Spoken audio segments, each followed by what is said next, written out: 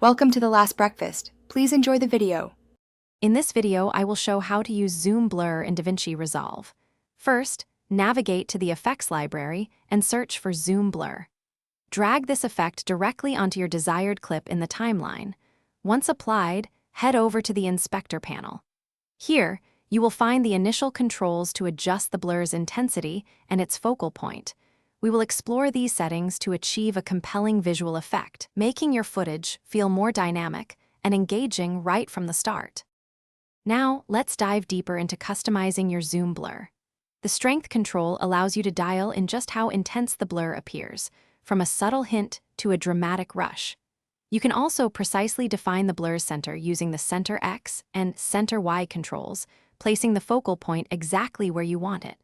For truly dynamic results, animate these parameters using keyframes.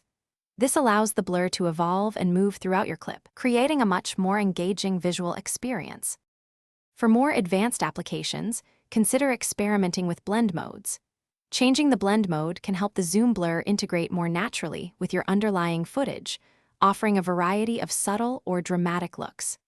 Additionally, applying a mask to the zoom blur effect allows you to isolate and blur only specific regions of your frame, drawing the viewer's eye precisely where you intend.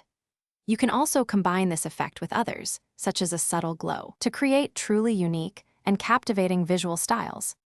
To achieve the best results, remember a few key tips.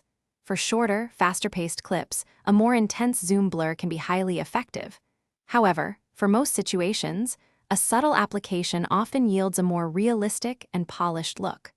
Always take the time to preview your changes in real time.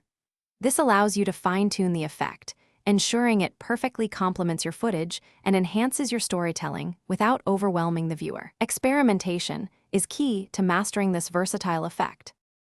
Thanks for watching. If this was helpful, leave a like and consider subscribing. See you next time.